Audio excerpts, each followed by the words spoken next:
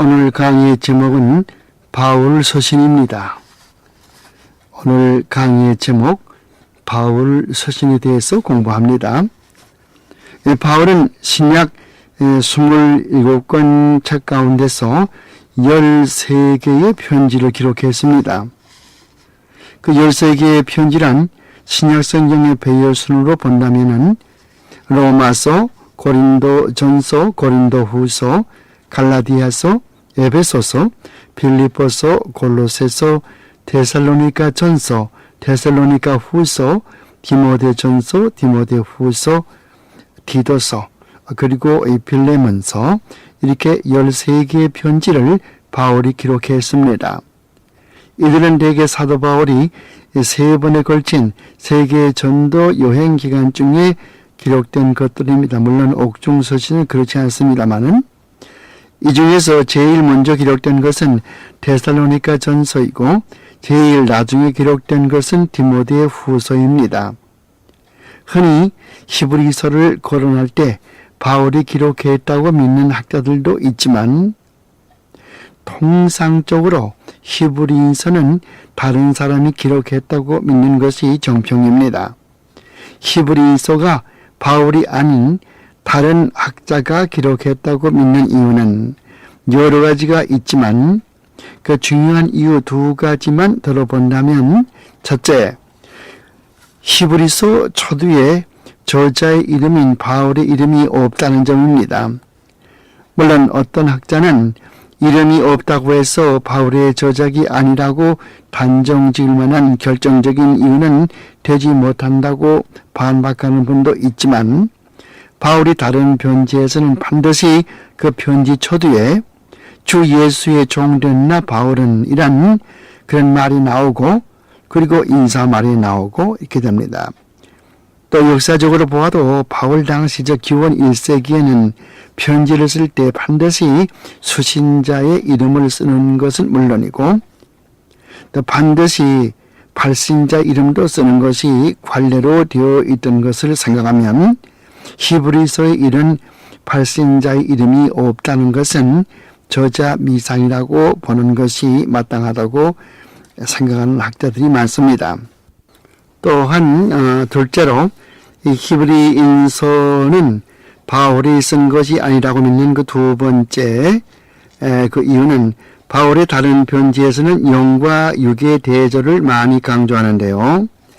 히브리서에서는 영과 육에 대한 대조의 언급이 전혀 없고 히브리서의 전체의 대지는 예수 그리스도는 우월성을 가지고 계신 분인 것을 강조합니다. 히브리서에 대해서는 별도로 공부할 시간이 있겠습니다마는 히브리서는 예수를 믿다가 뒤로 물러난 유대인들을 위하여 기록된 책입니다. 그래서 유대인들에게 익숙한 구약의 제사법을 통해서 예수 그리스도는 구약의 의지보다도 우월하고 모세보다도 우월하고 천사보다도 우월하다고 하는 것을 가르쳐주면서 구약의 제사법은 모두 그리스도에게서 성취되었음을 말해주고 있습니다. 그럼 이제 바울이 기록한 13개의 편지들을 공부하도록 하죠. 우선 바울 서신과 복음서와의 관계를 보도록 합니다. 근자에 와서 신학계에서는 기독교는 바울의 종교인가 아니면 예수님의 종교인가 하고 논란을 하는 학자들이 생기게 되었습니다. 다시 말하면 예수님이 전한 복음과 바울이 전한 복음이 서로 다른 것인가 하는 문제이지요. 그러나 예수님은 하나님 바로 그분이시며 말씀 바로 그분이십니다. 바울은 다메섹 도상으로 올라가는 과정에서 예수님으로부터 사도로 부르심을 입고 예수님의 복음을 그대로 전했습니다. 로마인서나 갈라디아서, 고린도전서, 후서 등에서 바울은 예수님의 복음을 설명하고 있습니다. 그 내용과 사복음서에 나오는 예수님의 가르침과 상치되는 것은 하나도 없습니다. 바울은 그의 13개의 서신의 서두에서 늘 말하고 있듯이 그는 사도요 그리스도의 종으로 그의 명령을 준행하는 충실한 하나님의 사람이었습니다. 그렇기 때문에 기독교는 바울의 종교이니 예수님의 종교이니 이렇게 논의하는 것은 아무런 의미를 가지지 못하며 성경을 비하하기 위한 자유주의자들의 학설에 불과한 것이며 그렇게 믿을 만한 아무 근거가 없음을 말해주는 것입니다. 또 요즘 소위 지저스 세미나라고 하는 것이 있습니다. 예수 세미나인데요. 이것은 웨스터 인스티튜트라고 하는 웨스터 WESTAR 웨스터 인스티튜트라고 하는 그런 그 모임에서 원래 복음서는 5개가 있었다고 주장하는 그 학설도 성경의 권위를 비하하기 위한 자유주의 학설에 불과한 것입니다. 이 지저스 세미나라고 하는 것은 굉장히 유명한데요. 1년에 2번씩 모이게 됩니다. 또 이 지저스 세미나의 모태는 바로 웨스터 인스티튜트라고 하는 그런 것이 모체가 되겠습니다.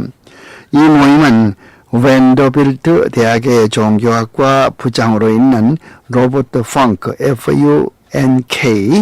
FUNK 펑크라는 사람이 주동이 되어서 1985년에 만들었는데 대부분이 밴더빌트 대학교의 직원들이며 또 캘리포니아주 로스앤젤레스에 있는 클레어몬트 대학에서 가르치는 교수들도 상당히 들어 있습니다. 이들의 말을 빌려본다면은 원래 도마복음이라고 하는 그런 복음이 있었다고 하는 것입니다. 그들 중 이 지저스 세미나, 웨스터 인스티튜트 그들 가운데 일각에서는 막달라 마리아 복음이 있었다고도 합니다. 어쨌든 우리가 가지고 있는 사복음서 외에 다른 복음서 하나가 더 있었는데 그 복음서를 복구해야 한다는 것이 이들의 주장입니다.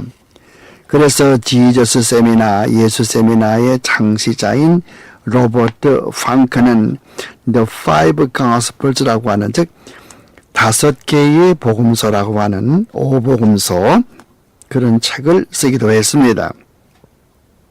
이와 같은 사상은 원래가 프린스턴 대학교에서 종교학을 가르치는 엘레인 페이저스라는 여자가 1981년에 펴낸 책 The Gnostic Gospels라고 하는 책, 영지주의 복음서라고 하는 그런 책에 유리하는 것입니다. 엘렌 페이저이라고 하는 PAGELS 이 페이저이라고 하는 분은 이 책, 즉 노스틱 복음서라고 하는 책에서 1945년에 애굽의 나그 한마디에서 발견된 도마 복음에 따라서 현재 우리가 가지고 있는 사복음서를 수정해야 한다는 논리를 펴고 있습니다. 여기에서 유래한 것이 바로 로버트 펑크의 지저스 세미나, 즉 예수 세미나라고 하는 것이며 1년에 회비 45불을 내고 가입하는 그 웨스터 학교입니다. 지금 약 200명가량의 천주교나 또 개신교 목사들이 여기에 신부들과 목사들이 여기에 가입되어 있어서 이들이 하는 일은 사복음서에서 예수님께서 하신 말씀이 과연 옳은가 잘못된 것인가 어느 정도 신빙성이 있는가 이것을 아주 신빙성이 없다 또 조금 신빙성이 있다 아주 믿을만하다 이렇게 3가지로 나누어서 투표하는 그런 형식입니다.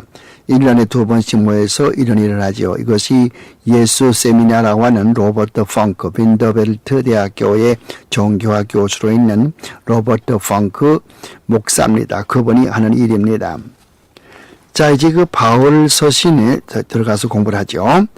바울 서신을 어떻게 구분하는가? 바울 서신은 크게 4가지로 구분할 수 있어요. 첫째는 그리스도의 재림을 다루고 있는 부분이 있습니다. 그것은 데살로니가 전서와 데살로니가 후서 이렇게 볼 수 있고요. 다음 2번째로는 로마인서, 갈라디아서, 고린도 전후서 등 이 4권의 책은 바울이 해석한 복음의 내용입니다. 바울이 복음을 어떻게 내용하고 어떻게 설명했는가 그것은 여기 로마인서나 갈라디아서, 고린도전서, 고린도후서 이 4권의 책은 볼 수 있겠죠. 다음 3번째는 에베소서, 빌립보서, 골로새서, 빌레몬서 등 이 4권의 책은 옥중서신인데 바울이 로마의 옥중에서 기록했다 해서 옥중서신이라고 불리워지는 것입니다. 끝으로 네 번째는 목회의 서신이 있습니다. 디모데전서, 디모데후서, 그리고 디도서 이 세 권의 책을 목회의 서신이라고 합니다. 당시 에베소에서 목회하던 디모데와 그레데 섬에서 목회하던 디도 목사에게 쓰여졌으나 오늘의 목회자가 읽고 따라야 할 내용을 상세히 기록하고 있습니다. 목사들에게 목회하는 법을 가르쳐주기 위한 목적으로 이 목회 서신 이 세 권, 디모데전서, 디모데후서, 그리고 디도서 이 세 권이 쓰여진 것입니다. 자, 그럼 그 다음에 우리가 바울의 전도 여행을 보죠. 바울은 복음 전도를 위해서 안디옥에서 바나바와 둘이서 선교사로 임명받아가지고 전 세계, 그 당시 전 세계를 봤자 오늘의 터키 그것만입니다만은, 그리고 이 발칸반도 거기입니다만은 이 세 번에 걸쳐서 전 세계의 전도 여행을 떠났습니다. 바울은 세 번에 걸친 그 전도 여행을 다녀왔는데요. 모두 기원 50년에서 53년경에 이릅니다. 그러므로 그의 대부분의 편지들은 이 무렵에 기록되었죠. 제1차 전도 여행은 백길로 이 수리아의 안디옥에서, 여러분 안디옥은 두 군데가 있습니다. 비시디아의 안디옥이 있고 수리아의 안디옥이 있어요. 그래서 수리아의 안디옥에서 출발해서 구브로를 거쳐서 비시디아의 안디옥을 거쳐 그 다음에 이거니움, 루스트라, 더베까지 이르렀다가 다시 돌아오는 것입니다. 그때 같이 갔던 동행자는 바나바와 그의 상질인 마가였는데, 마가는 도중에 여행이 힘들어서 도중에 탈락했고, 이 때문에 제2차 전도 여행 떠날 때는 마가를 다시 데리고 가자는 바나바와 마가를 데려갈 수 없다고 반대하는 바울과 사이에 심히 다투었다고 사도행전 15장 끝에 가보면은 그렇게 말하고 있습니다. 이로 인해서 바울과 바나바는 서로 전도는 하기는 하되 서로 갈라지게 되는 것이죠. 바울은 실라를 데리고 육로로 제2차 전도 여행을 떠나게 됩니다. 물론 제1차 전도 여행에서 돌아오자 사도행전 15장에서 보는 것처럼 예루살렘 사도회의가 열리게 되고, 이 예루살렘 사도회의에서는 이방인으로 예수를 믿는 사람들에게 어떤 규례를 적용할 것인가를 논의하게 되는데요. 네 가지를 결정했습니다. 사도행전 15장 보면은 이방인으로 예수 믿게 되면은 어떤 규례를 정해야 되는가, 어떤 규례를 적용시켜야 되는가, 네 가지 결정했어요. 첫째는 우상을 섬기지 말 것이고, 두 번째는 간음하지 말 것이고, 세 번째는 목매달아 죽은 짐승을 먹지 말 것이고, 네 번째는 피를 몰리할 것. 이 네 가지를 사도 바울이 제1차 전도 여행을 마치고 돌아와서 열렸던 예루살렘 사도회의에서 이렇게 네 가지 일을 결정했다고 말입니다.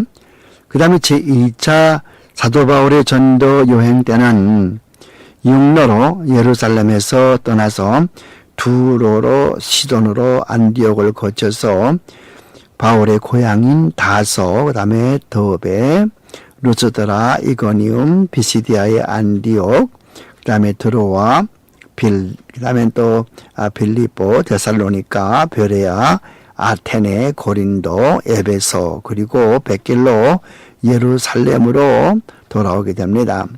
그 제3차 여행은 예루살렘에서 출발해서 제2차 전도여행 때와 똑같이 육로로 같은 코스로 역시 드로아로, 그다음에 시돈으로 거쳐서 안디옥을 거쳐서 다소, 도베, 루스드라, 이거니움, 안디옥, 그다음에 에베소, 드로아, 빌립보, 네가볼리, 그다음에 고린도, 베레아, 빌립보, 그다음에 드로아, 아테네, 밀레도, 그다음에 밀레도에서 배를 타고 지중해를 건너서 두로에 도착해서 두로로부터는 도보로 예루살렘으로 귀환하게 됩니다.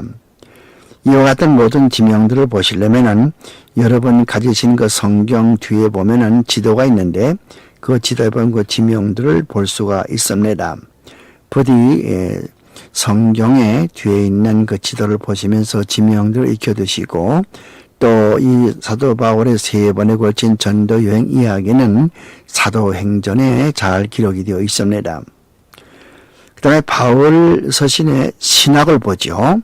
바울 서신에는 어떤 신학이 들어있는가, 즉 바울이 믿는 신학은 어떤 것인가, 이걸 보자 말입니다.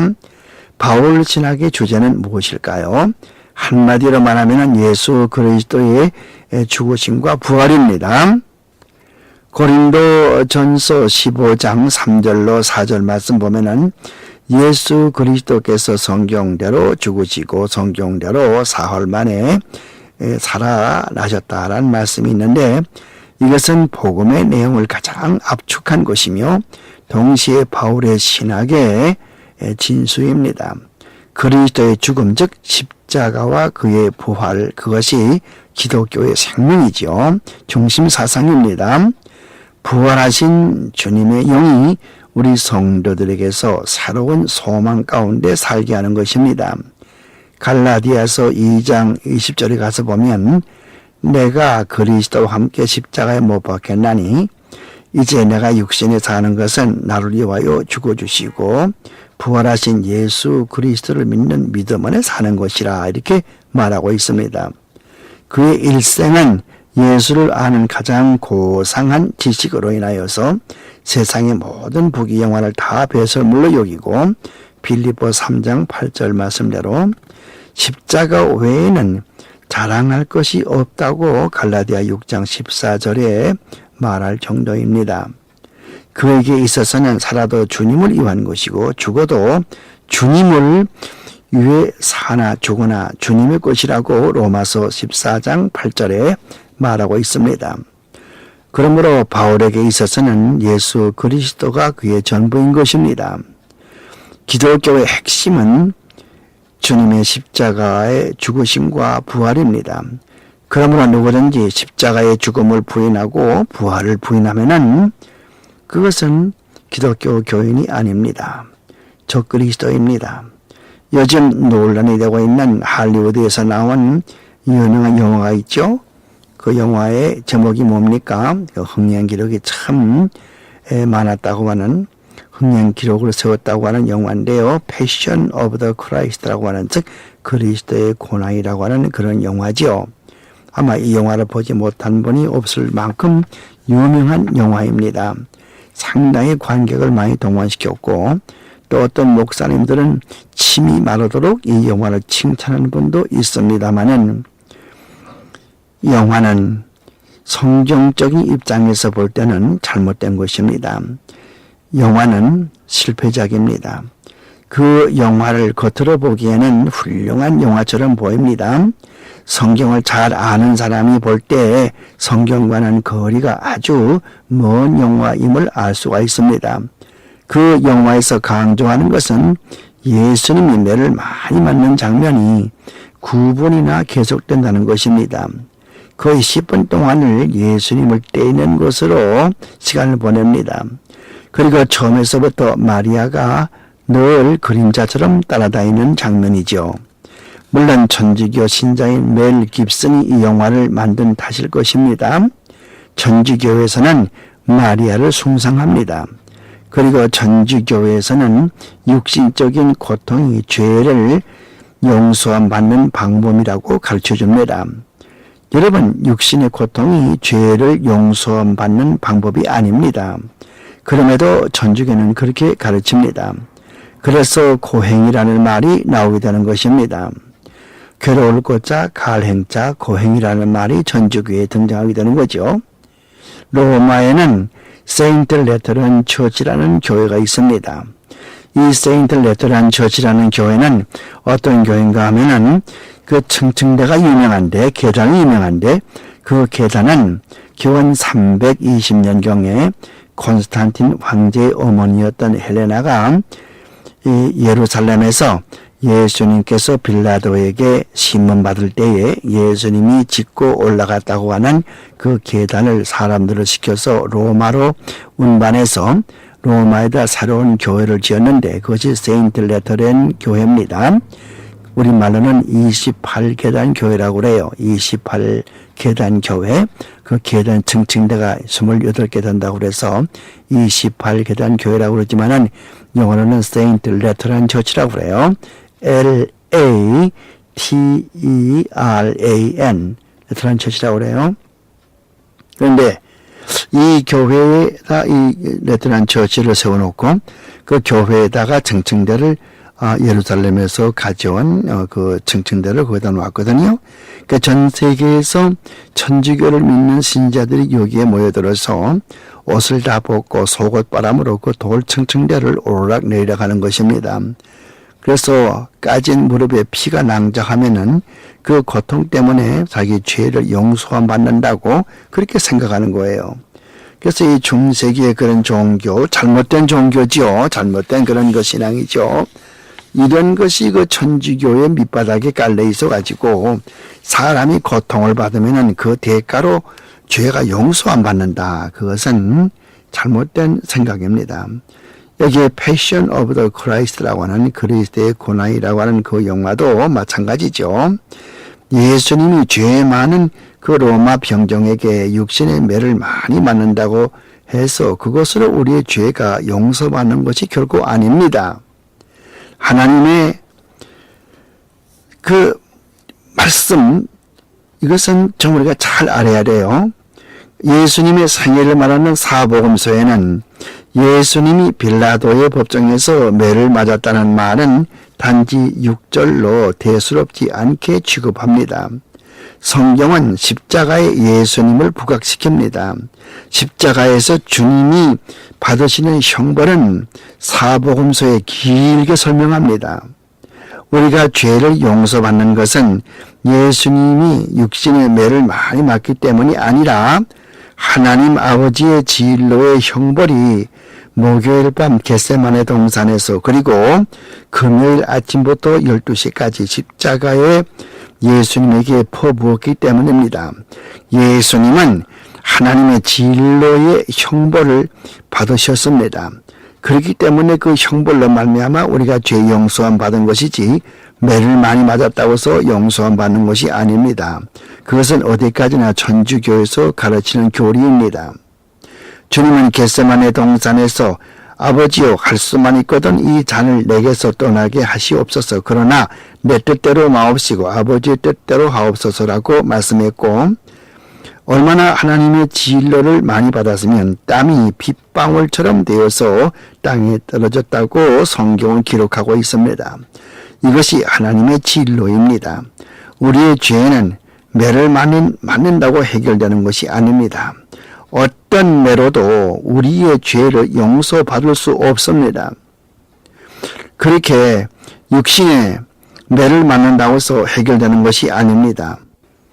육신의 형벌을 받아서 우리의 죄를 용서함 받는 것이라면 세상에 예수님보다 더 가혹한 형벌을 받은 순교자들이 얼마나 더 많이 있습니까?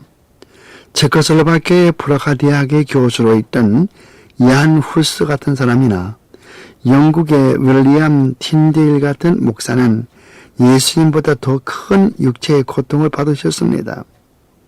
이와 같은 고통으로 그들의 죄가 용서함 받습니까? 이와 같은 채찍에 맞는 그런 형벌로 우리의 죄를 용서함 받습니까? 그가 불에 타 죽었다고 해서 화형에 처했다고 그래가지고 우리의 죄가 용서함 받습니까? 아닙니다. 이 영화가 이렇게 묘사된 것은 다분히 천주교의 교리를 그대로 적용시킨 때문이며 성경적인 내용과는 거리가 아주 멉니다. 뿐만 아니라 제2계명에도 크게 어긋나는 일입니다. 성경은 아무도 하나님이신 예수님이 어떻게 생겼는지 우리가 알지 못하며 또 알 필요가 없다고 가르칩니다. 하나님은 자신을 나타내지지 않으십니다. 성경에서 그리고 성경 완성될 때까지 가끔 필요에 따라서 하나님은 자신을 나타내십니다. 어떤 형상도 만들지 말라고 십계명 중 제2계명에 말씀합니다. 그러나 천주교에는 제2계명이 없습니다.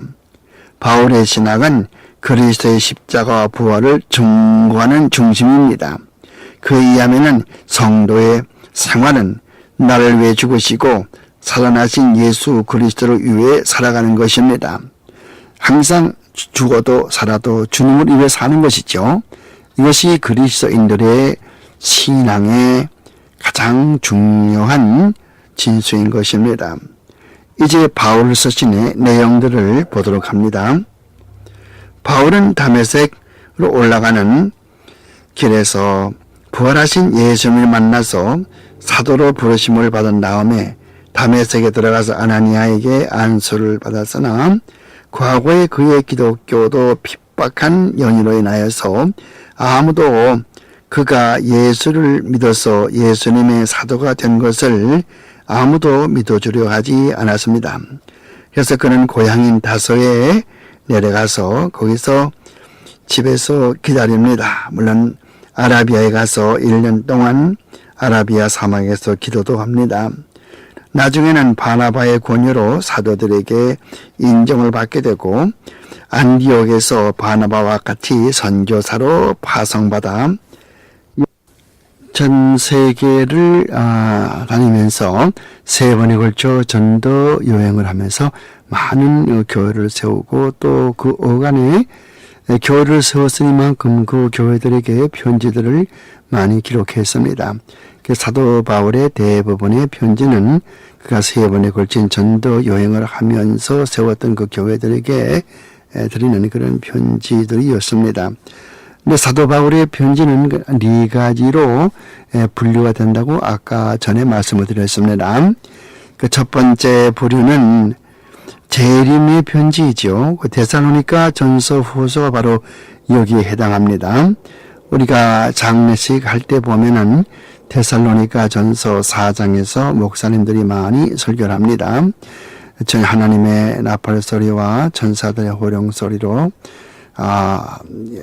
주님께서 재림하실 때에 죽은 자들이 먼저 일어나고 나중에 남아있는 우리도 다른 사람보다도 더 낫지 못하다 그런 말씀을 하면서 사랑하는 형제들아 그 다음에 이야기를 하면서 우리는 어둠에 있지 아니하기 때문에 도적같이 주님께서 임하지 못한다 그런 말도 데살로니가 전서 5장 3절과 4절에 그런 말씀이 있지 않습니까?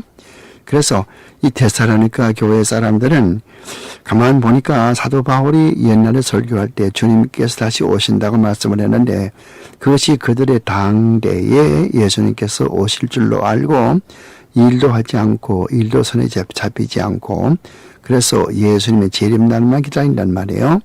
그런데 한 사람, 2사람 자꾸 교회에서 사람들이 세상을 떠납니다. 그러면 예수님 오시기 전에 세상을 떠나면 이 사람들은 어떻게 되는 것인가 이런 걱정도 생기게 되었고 그 데살로니가 교회에 주님의 재림에 대한 그런 걱정들이 많이 있었어요. 그래서 사도 바울은 이들에게 주님의 재림이 어떻게 오는 것이며 어떤 성질을 가지고 있으며 그 주님의 재림을 대비하려면 어떤 태도를 가져야 되는지 이런 것들을 데살로니가 전후서에서 말하고 있어서 데살로니가 전서와 데살로니가 후서는 주님의 재림에 대한 이야기를 집중적으로 이야기하고 있는 것을 봅니다. 특히 데살로니가 후서 그게 가서 보면은 그 적그리스도에 대한 이야기가 많이 나오지 않습니까? 그래서 이분들이 여러 가지 이적과 기사를 통해서 많은 사람들을 미혹하게 되고 자기 자신을 성기라고 하고 불법의 사람이 나타나고 그렇게 되면은 주님께서 오신다는 말씀을 하고 있는데요. 우리가 이것을 잘 눈여겨볼 필요가 있습니다. 특히 데살로니가 후서 2장 잘 보셔야 됩니다. 그리고 이 데살로니가 전서 후서를 공부를 하면서 우리가 주님의 재림 다시 알아야 되지만은 주님의 재림은 무슨 우리가 특별히 알아야 될 그런 무슨 큰 증거, 하늘의 무슨 징조 이런 게 나타나는 것보다도 보통 평상시와 똑같을 때 갑자기 주님의 재림이 온다고 하는 것이죠. 성경 말씀 보면은 노아의 때와 같이 먹고 마시고 장가가고 시집가고 그게 나쁠 것이 없어요. 그게 무슨 말인가 하면은 그런 게 나쁘다는 말이 아니라 정상적으로 사람들이 생활하는 가운데 호련히 갑자기 주님의 재림이 온다 그 말이거든요. 그래서 성경 말씀 보면 항상 깨어서 있으라, 깨어 있으라, 깨어 있으라. 그런 말이 얼마나 많이 있어요. 또 마태복음 24장은 말세의 징조장인데 세상 끝에 있을 그 징조장인데 거기 보면은 3절 4절 마태복음 24장 3절 4절 보면은 뭐라고 그랬습니까? 사람의 미혹을 받지 않도록 하라. 요즘 보면은 기독교계에 얼마나 이런 유혹이 많습니까? 미혹이 많습니까? 무슨 운동이니 무슨 판이 해가지고 얼마나 참 일반 성도들은 뭐가 뭔지 골치가 아파서 알 수 없을 만큼 그런 여러 가지 복잡하고 여러 가지 이런 사상도 많이 있고 뭐가 뭔지 알 수 없게 되어 있거든요. 그러니까 사람의 유혹을 받지 말라고 미혹을 받지 말라고 하고 있어요. 그 성경적인 진리 외에 다른 복음을 전하는 사람들이 많이 생기게 되는데 이런 사람들을 조심하라 그렇게 이야기를 하고 있습니다. 그래서 첫 번째 부르는 사도 바울이 쓴 13개 편지 가운데 첫째 번 부류는 재림에 대한 문제, 데살로니가 전서, 후서, 여기에서 그것을 볼 수 있다. 이런 거를 말할 수가 있어요. 뭐 재림에 대해서 언제 예수님께서 오신다 뭐 그렇게 말하는 사람 많이 있습니다만 잘못된 것이고 예수님께서 재림하는 날짜를 아무도 알지 못해요. 만약에 안다고 하는 사람이 있으면 그건 추측에 불과한 것이고 성경적이 아닙니다. 마태복음 24장 말씀 보면은 그때는 아무도 알지 못한다고 그랬으니까 하나님께서 모른다고 해서 모르는 것이 정상적이죠. 이 강의는 뒷면에 계속되겠습니다. 여기서 탭을 뒤로 돌려놓으시기 바랍니다. 그 다음 사도 바울의 두 번째 그런 종류의 편지는 복음의 내용을 해석한 그런 편지입니다. 이것은 로마인서, 고린도전서, 고린도후서, 갈라디아서 이와 같은 편지들인데요. 바울의 제3차 전도여행 시절에 쓴 편지입니다. 다만 갈라디아서는 북갈라디아 학설과 남갈라디아 학설 둘이 갈라져 있어서 저작 연대가 서로 약간 다르게 책정되긴 하지만요. 제2차 전도여행에 갈라디아서가 기록되었다고 하고 어떤 이들은 또 제3차 전도여행 때 갈라디아서가 기록되었다고 믿기도 합니다만 그러나 중요한 것은 언제 기록되는 연대보다도 그 내용이 중요한 것입니다. 갈라디아서는 갈라디아의 어느 특정한 교회에 보내진 것 편지가 아니고 갈라디아 지방에 있는 여러 교회에 보내지는 그 편지인데요. 바울이 복음을 그곳에서 전하고 떠나자 유대교주의자를 그런 사람들이 많이 모였어요. 바울이 예수 그리스도의 복음을 성경대로 전하고서 떠나게 되니까 유대교주의를 주장하는 분들이 그 뒤를 이어서 이 갈라디아 지방에 많이 모여들면서 이상한 교리들을 가르치기 시작했거든요. 오늘날과 똑같은 것입니다. 어떤 분이 교회를 세우고 교회의 말씀을 잘 전하다가 그 교회를 떠나게 되면은 이상한 분들이 교회에 들어와서 그 모든 기독교의 정통적인 교리를 전부 회파시켜버리고 새로운 교리를 도입하는 것과 똑같단 말이에요. 그래서 사도행전도 20장에 가서 보면은 사도행전 20장에 가서 보면은 바울이 에베소의 장로들을 불러놓고서 내가 떠날 때에 교회에 이리들이 들어와서 교회를 흐트러 놓을지 모르겠으니까 각별히 기도하라고 그랬어요. 내가 눈물로 밤낮으로 간구하던 것을 기억하고 예수께서 피로 사신 교회를 잘 지키라고 그렇게 고민하는 모습 볼 수 있지 않습니까? 그것이 여기 에베소의 교회만 하는 일이겠습니까? 어디 가나 그런 분들이 있어요. 교회는 꼭 그런 말썽 피우는 그런 사람 혹은 또 규모 없이 행하는 사람 또는 심지어 이단자들도 교회에 들어와서 교회를 어지럽게 하지요. 오늘에는 그 어느 때보다도 그런 현상이 가장 두드러지게 나타납니다. 그래서 여기 갈라디아 지방에 있는 그런 사람들을 그래서 사도 바울이 아주 화가 나가지고 갈라디아서를 기록하면서 처음에 사도된 나 바울은 이렇게 시작되는 거예요. 여기 갈라디아 지방에 들어와서 유대교주의를 보급하던 전파하던 그런 사람들은 바울은 주님 생전에 예수를 모르는 사람인데 어떻게 사도가 되겠느냐. 그러므로 바울의 가르침은 전부 거짓말이고 내가 지금부터 가르치는 게 진짜다. 그렇게 가르쳤거든요. 그래서 사도 바울은 여러분 갈라디아서 맨 앞에 가서 보세요. 상당히 그 서론이 깁니다. 그러니까 맨 처음에 시작하자마자 사도된 나 바울은 이렇게 시작하는 거예요. 여러분, 이 사도 바울은 예수님 생전에는 사도가 아니었지만은 예수님이 돌아가시고 승천하신 다음, 부활하신 다음에 이 사도 바울에게 직접 나타나서 그의 제자 삼을 것을 말씀하셨거든요. 그러므로 바울은 생전에는 주님을 몰랐지만은 그리고 예수 믿는 사람을 핍박했지만은 부활하신 주님께서 그를 불러서 그의 사도로 세우신 것입니다. 그러므로 바울은 주님의 사도이지요.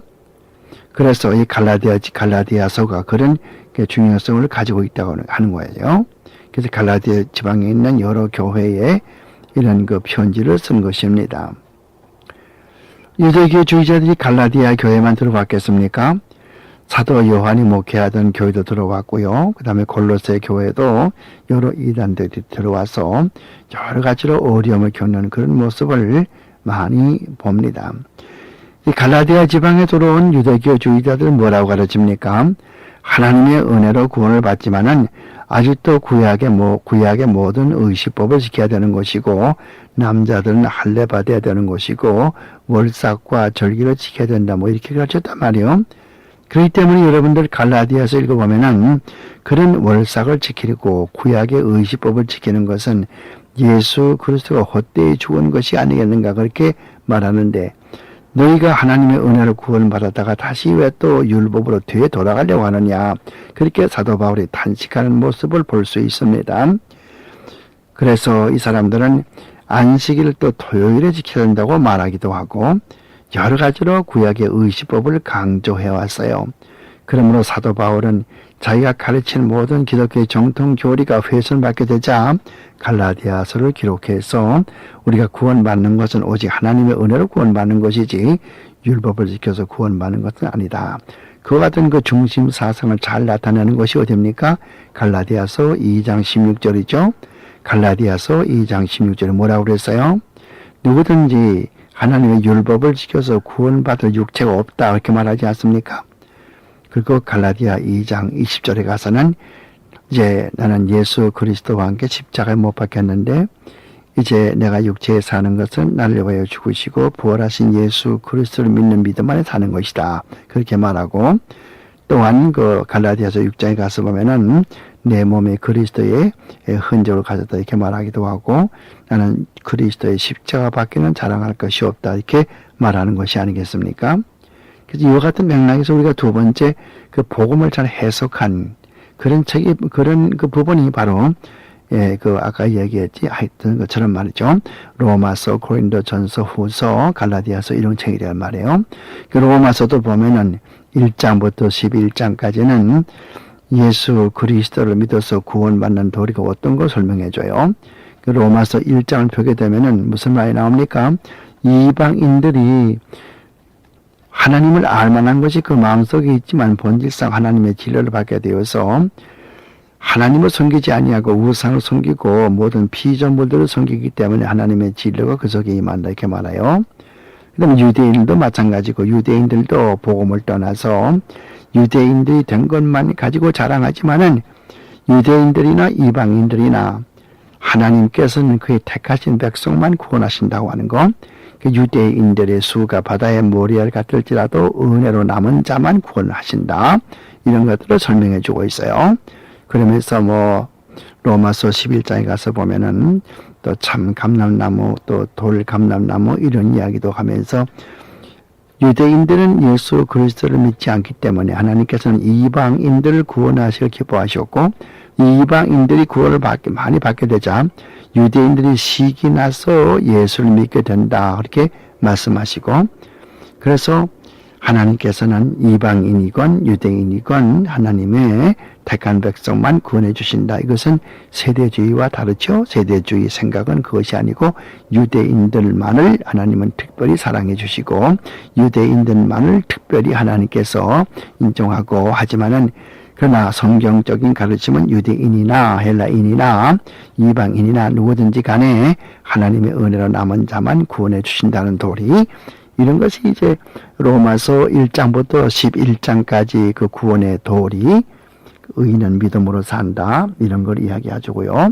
그 다음에 12장부터 16장까지는 그러므로 예수를 믿고 거듭난 성도는 어떻게 살 것인가, 그것을 가르쳐주는 것이 로마서 12장부터 끝 부분입니다. 물론 이제 로마서 16장에 가서 보면은 15장부터 가서 보면은 누구에게 안부를 전하라, 누구에게 문안 드리라, 누구에게 문안하라, 사람의 이름이 많이 나오지만은 그러나 12장부터 계속해서 우리 성도들이 어떻게 살아야 될 것인가, 기독교의 윤리를 말하고 있어요. 그래서 맨 처음에 시작하는 것은 로마서 12장에 1절, 2절, 3절 가서 보면은 이 세대를 본받지 말고 심령의 변화를 받아서 그리스도의 뜻이 무엇인가를 깨닫고 우리 몸을 하나님이 받으시기 합당한 제물로 바치라, 그렇게 시작됩니다. 그러므로 로마서, 그 다음에 갈라디아서 이제 말씀을 드렸고요. 그 다음에 여러 가지 고린도 전서 후서도 마찬가지죠.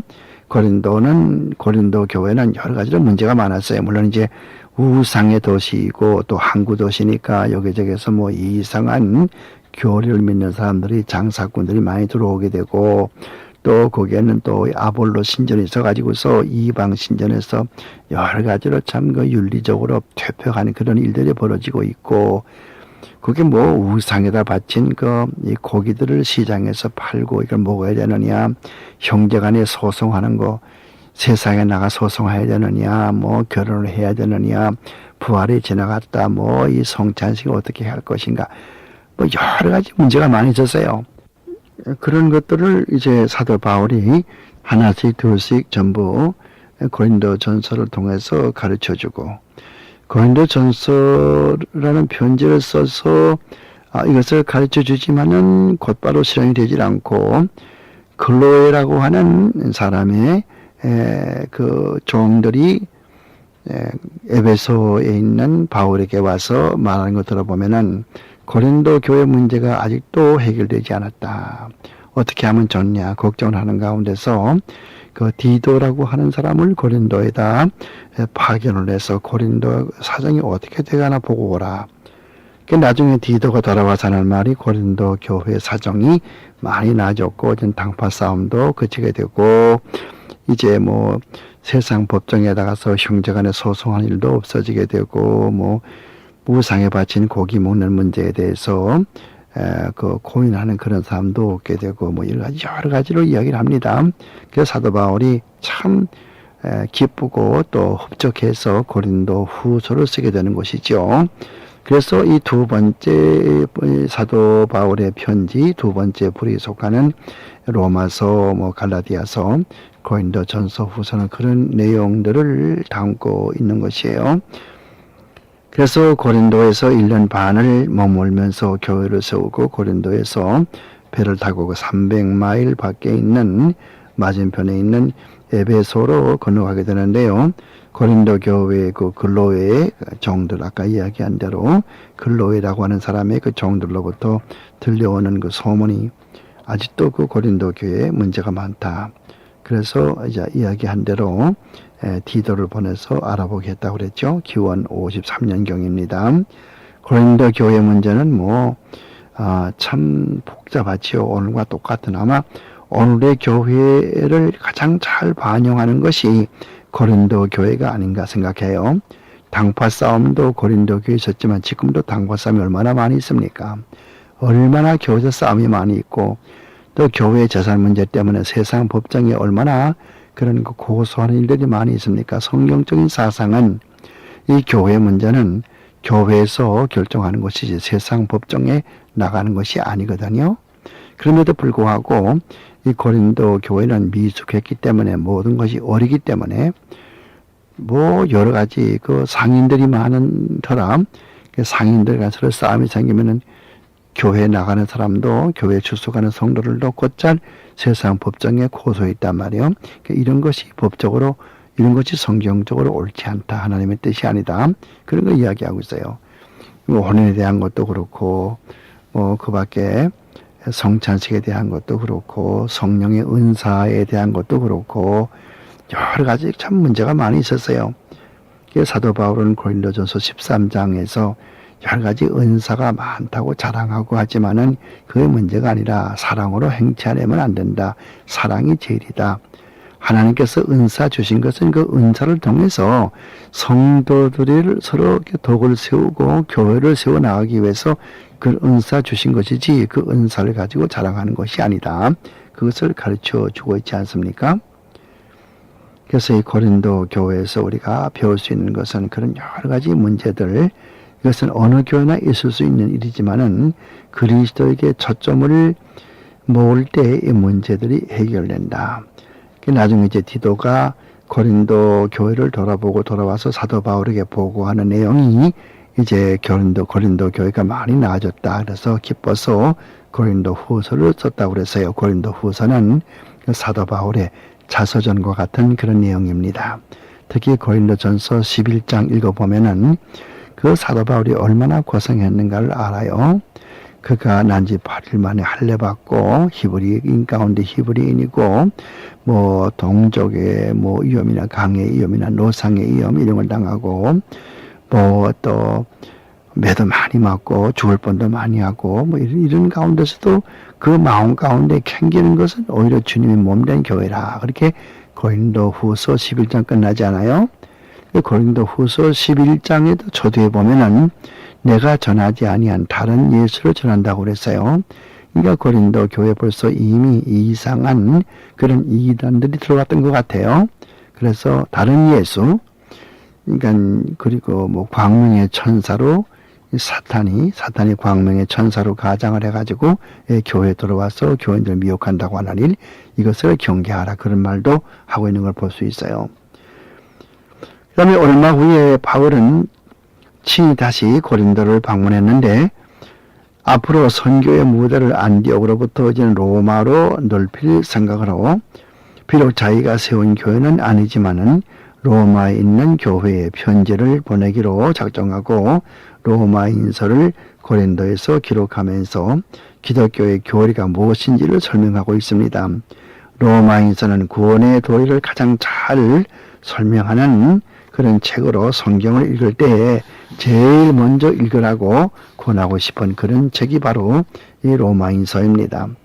로마인서는 처음서부터 인간의 타락상을 말하고 유대인들도 믿음을 떠나게 되면은 하나님의 진료를 받는 것이고 유대인이나 이방인이나 조금도 다를 것이 없는 모두 하나님의 택한 백성이면은 구원을 받는다고 하는 그런 일을 말하고 있어요. 그러나 사도 바울은 이와 같은 고린도에서 로마에게 편지를 썼지만 그래서 로마에 가고 싶다고 하는 말을 했지만은 그러나 바울은 로마에 가지를 못하고 그 후에 다시 에베소로 가서 예루살렘에 기근이 들었다는 말을 듣고 교인들이 모금한 그런 헌금을 가지고 예루살렘으로 가게 되는데 예루살렘에서 그는 율법을 무시한 은혜의 복음을 전했다고 해서 체포되어 가이사라에 가서 그 재판을 받게 되죠.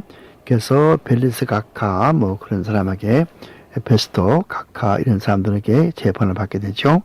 그런 로마 시민권자라서 로마의 황제에게 항소하겠다고 해서 드디어 가이사라 항구에서 배를 타고 로마로 압송되고 그 정도에 물론 이제 바다에 광풍이 일어나죠. 유로구라 광풍이라고 하는 그 광풍을 만나서 배가 파손되어 고생하지만은 로마에 드디어 도착해서 연금 상태에서 4개의 편지를 썼는데 그 4개의 편지가 에베소서, 빌립보서, 골로새서 그리고 빌레몬서 등 이 4가지입니다.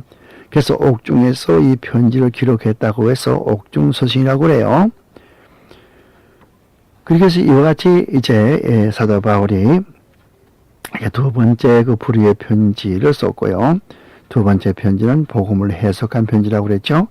그다음에 바울의 13개 편지 가운데 그 세 번째 부류는 바울 서신의 그 세 번째 부류는 옥중 서신이에요. 위에서 잠시 언급했듯이 바울이 항소하기 위해서 로마에 압송되어 도착해서 연금 상태에서 이 편지를 썼다고 말씀드렸습니다. 사도행전 28장을 읽어보면 알 수 있어요. 그가 로마에서 비교적 자유로운 연금 상태에서 외부 인사들과도 가끔 접촉하면서 이 편지들을 기록했습니다. 에베소라고 하는 그 편지가 있습니다. 또 골로새라고 하는 편지가 있고요. 근데 골로새와 에베소는 서로 비슷해서 약 60%의 내용이 서로 같습니다. 중복됩니다. 여러분 자세히 읽어보세요. 에베소서와 골로새서 내용이 비슷해요. 60%가 같은 내용이에요. 골로새는 에베소에서 멀지 않은 이웃으로 골로새 교회는 바울이 세운 교회가 아니고 에바브로라고 하는 청년이 예루살렘에 갔다가 은혜 받고 돌아와서 고향에 돌아와서 세운 교회인데 이 교회에 영지주의가 들어와서 교회를 어지럽게 하므로 그 교회를 세웠던 에바브로가 로마에 있는 바울에게 찾아가서 자문을 구하여 얻어낸 것이 바로 이 골로새서입니다. 그래서 골로새서에서는 예수 그리스도가 교회의 머리이고 그 예수님의 인격과 사역을 힘줘서 설명해 주고 있어요. 즉 기독론을 강조하고 있단 말이죠. 한편 에베소서를 보면은 교회가 무엇인가를 설명해 주고 있습니다. 에베소서 1장에서 3장은 구원의 교리를 가르쳐주고 교회의 교리를 가르쳐주고요. 그 다음에 에베소 4장에서 4장, 5장, 6장은 그 성도의 생활을 어떻게 할 것인가 이런 것을 가르쳐주고 있어요. 이런 면에서 보면 로마서 1장에서 11장까지가 교리, 12장부터 끝까지가 실천생활, 그것과 구조가 비슷하죠. 빌레몬서는 한 장밖에 없는 아주 짧은 그런 편지인데요. 오네시모라고 하는 종이 어떻게 무슨 일인지는 모르지만 잘못해가지고 주인인 빌레몬에게 쫓겨납니다. 그래서 쫓겨난 오네시모가 로마에 있는 바울에게 찾아가서 회개하게 되는데요. 바울이 빌레몬에게 그 종, 옛날에 쫓겨내보낸 그 종 빌레몬을 용서해주고 다시 받아주라고 하는 그런 내용을 쓴 것이 빌레몬서거든요. 같은 무렵에 기록된 내용이죠. 바울이 골로새서를 쓰면서 언급한 여러 그 동역자의 이름들이 빌레몬서에도 등장하는 것을 보면은 골로새를 쓸 같은 무렵, 즉 옥중 서신이니까 같은 무렵이겠죠. 로마에 가서 연금 상태 중에 쓴 책들이니까요. 빌립보서는 그가 자주장사 루디아의 도움으로 그 세운 교인들, 즉 빌립보 교인들이 바울에게 보여준 사랑과 그 물질의 정성에 대해서 깊이 감사하며 어떤 역경에서라도 늘 신앙으로 살라고 격려하는 그런 내용입니다. 옥중 서신의 특징은 감옥에 있으면서 신체가 부자유함에도 불구하고 그는 그런 기색이 조금도 보이지 않고 옥중 서신을 보면은 아주 그 성경 말씀, 즉 하나님의 말씀에 신실되고 그리고 가장 과감하게 그 하나님의 말씀을 기록하고 있다고 하는 점, 이것을 우리가 참 그 볼만한 그런 내용이라고 생각이 됩니다.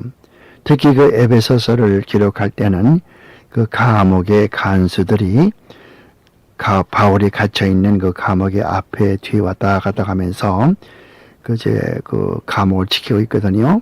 근데 그 간수들이 완전 무장한 모습, 투구를 쓰고 있고 칼을 차고 있고 또 신발을 신고 있고 완전 무장한 그 상태, 이것을 가만 보면서 저것이 바로 이 그리스도인의 영적 전쟁이구나. 그래서 에베소서 6장 10절 이하에 보면은 뭐 구원의 투구를 쓰고 화평의 신발을 신고 성령의 검을 가지고 그런 말 있지 않습니까? 그것이 그냥 그대로 되어진 것이 아니고 사도 바울이 감옥에 있으면서 그 감옥을 지키는 그 앞에 왔다 갔다 가는 그 간수들의 완전 무장한 모습을 보면서 그 그리스도인의 정신적인 무장, 그리스도인의 그 영적인 그 무장을 거기에서 이렇게 생각해내서 기록한 것이거든요. 얼마나 멋집니까? 사도 바울은 여기만이 아니고 또 디모데 후서 2장에 보더라도 운동장에서 경기하는 모습, 또 뭐 농사꾼들이 또 농사 짓는 모습, 또 그 연자 방아를 찢는 그 소, 그래서 뭐 그 곡식을 떠는 그 소에게 망을 씌우지 말라 그런 말도 했고요. 여러 가지 이와 같이 여기저기에서 보는 그런 현상에서 성경의 진리를 찾아내서 그렇게 쓰신 대목이 많이 있어요. 우리가 죄라고 하는 말이 있습니다만 죄가 뭡니까? 물론 하나님의 말씀을 어기는 게 죄지요. 율법 지키는 게 죄지요. 그러나 성경에서 이 헬라 말에서 죄란 말 하마르티아, 이 헬라 말로 죄를 하마르티아라고 그러는데 영어는 물론 신이지만은 죄, 이게 뭐 어떻게 무슨 어디서 나왔습니까? 관역을 맞추지 못한 것. 운동 선수들이 관역을 놓고 이제 활을 쏘거든요. 그 활을 쏠 때 활이 그 관역의 중간에 딱 맞아야 되는데 그 동그란 관역에 맞지 못하면 실격 아닙니까? 이게 죄란 말이에요. 그래서 하마르티아는 관역을 맞추지 못했다. 이것이 그 죄라는 말의 뜻입니다. 이 헬라 말로 하마르티아, 그 죄란 말의 어원이 거기서 나왔어요.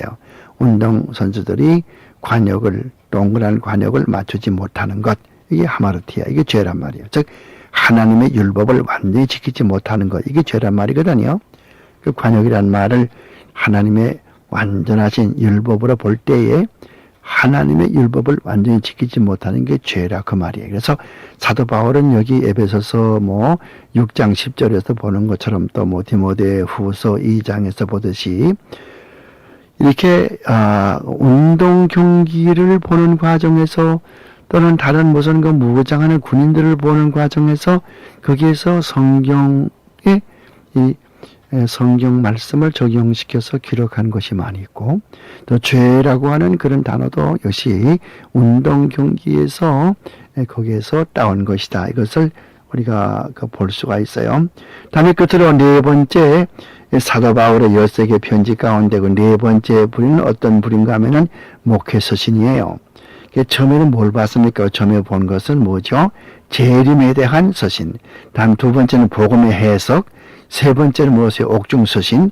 네 번째는 뭡니까? 이번에 마지막으로 목회서신이죠. 디모데 전서와 디모데 후서 그리고 디도서. 이 세 개가 이게 목회서신이죠. 에베소에서 목회하던 디모데와 그레데 섬에서 목회하던 디도에게 보낸 그 편지인데요. 목회에 대한 그런 자문 편지입니다. 그는 1차 두옥에서 잠시 속방되어서 얼마 동안 전도 활동을 하면서 이 글들을 썼고 디모데 후서는 다시 그가 잡혀서 옥에 들어가서 로마 감옥에서 이 편지를 썼습니다.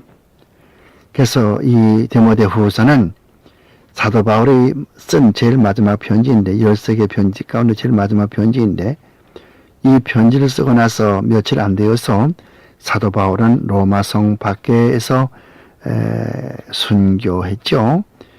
참수를 당했습니다. 그러면서 그는 그 참수 당하기 얼마 전에 로마 감옥에 갇혀 있을 때에 모든 자기의 제자들은 다 딴 곳으로 가버리고 정말 먼데 에베소에 있던 그 디모데 믿음의 아들 디모데가 보고 싶어서 디모데에게 편지합니다. 겨울 전에 오라 그럽니다. 겨울이 오면 백길이 막혀서 올 수가 없습니다. 그러면 겨울 전에 에베소에 있는 디모데가 보고 싶어서 디모데에게 편지를 하는 것이 그 디모데 후서입니다. 물론 디모데가 나중에 바울을 만나는지 그건 우리가 알지 못합니다. 성경에 말하지 않으니까요. 그러나 안타까운 마음으로 이 바울이 에베소에서 목회하고 있는 디모데에게 이 편지를 쓰는 것입니다. 그러면서 그가 어떻게든지 어떤 핍박과 어떤 어려움이 있어도 전도의 사명을 다하고 사람들이 마지막 때 귀가 가리워서 다른 복음을 듣고 귓맛 좋은 말만 좋아하지만은 너는 전도의 사명을 다하라고 그랬어요. 관저와 같이 부험이 된 내가 너에게 가까웠는데 내가 선한 싸움을 다 싸우고 달려갈 길을 다 달리고 믿음을 지켰으니 이제는 의로운 재판장께서 나에게 그때 의의 멸류관 주실 것이고 나에게만이 아니라 그의 나타나심을 사모하는 모든 사람에게나 그 말씀을 하시면서 디모데야 서기 오라 겨울 전에 오라 그렇게 이야기하는 거예요. 사도 바울은 이 디모데 후서를 쓰고 나서 며칠 안 되어서 로마 성 밖에서 순교했습니다. 그 로마에서 순교한 사도 바울, 그는 다메섹 도상에서 예수를 만나기 전까지는 가장 유명한 학자로 힐렐의 도움을 받으면서 그 당시에 힐렐의 손자였던 가말리엘, 힐렐은 당대 가장 유명한 학자였고 그의 손자였던 가말리엘도 유명한 학자였고 그 가말리엘 문화에서 공부했던 사도 바울, 무엇인가 부러운 것이 없고 로마 시민권자로 학문도 유식하고 그랬던 그 사도 바울 되기 전에 사울, 예수 믿는 사람을 그렇게 핍박하던 사울, 그러나 다메섹으로 올라가는 과정에서 부활하신 예수님을 만나서 주님의 사도가 된 이 바울은 마지막까지 끝까지 하나님을 버리지 않고 하나님 말씀을 순종하면서 3번에 걸쳐서 낯설고 물서른 산천을 누비면서 죄의 복음을 전하고 마지막에는 디모데 후서를 끝으로 로마 성 밖에서 드디어 순교의 제물로 하나님 앞에 바쳐집니다. 지금도 로마에 가면은 사도 바울의 그 무덤에 교회가 서 있는 것을 볼 수 있습니다. 이렇게 해서 이제 우리 사도 바울이 쓴 13개의 편지 바울 서신을 마칩니다. 우리가 분명히 알아야 될 것은 이 사도 바울의 아름다운 그 신앙의 정신, 거짓이 없는 정신, 살아도 주를 위해 살고 죽어도 주를 위해 살겠다고 하는 그 일편단심, 주를 위하는 그 마음, 그 생활 전체가 주님에게 바쳐지는 생활, 이것이 곧 바울의 신학이면서 개혁주의 신학이고 이것이 바로 성경적인 신학입니다. 기독교의 핵심 신학이 뭡니까? 이것은 예수 그리스도의 십자가의 죽으심과 부활입니다. 이것이 바로 바울의 신학입니다. 이것이 바로 예수님께서 가르치는 복음의 내용입니다. 이 복음의 내용은 바울의 13개의 편지에도 기록이 되어 있지만은 아주 간단하게 고린도전서 15장 4절과 3절과 4절에 분명히 잘 알기 쉽도록 기록이 되어 있습니다. 이런 복음, 사도 바울이 전한 이 복음, 예수 그리스도의 사도된 바울이 자기 목숨 바쳐 전한 이 복음, 우리도 이 복음을 전할 사명이 우리에게 있지 아니하겠습니까? 우리가 바울같이 훌륭한 말을 하지 못하고 훌륭한 신앙을 갖지 못했지만은 우리가 우리에게 만나는 사람, 우리 이웃에 사는 사람에게 아무쪼록 이 구원의 복음을 전해서 그래도 너무 늦기 전에 그리스도 예수를 믿고 구원을 받아서 우리와 함께 영원한 천국의 소망을 가지고 살 수 있도록 할 그런 책임이 우리 모두에게 있지 않겠습니까? 이 사도 바울 서신, 사도 바울의 바울 서신을 마치면서 이와 같은 생각들을 가지게 됩니다. 오늘 사도 바울이 쓴 13개의 편지를 공부하는 바울 서신 오늘 강의 여기서 마치겠습니다. 감사합니다.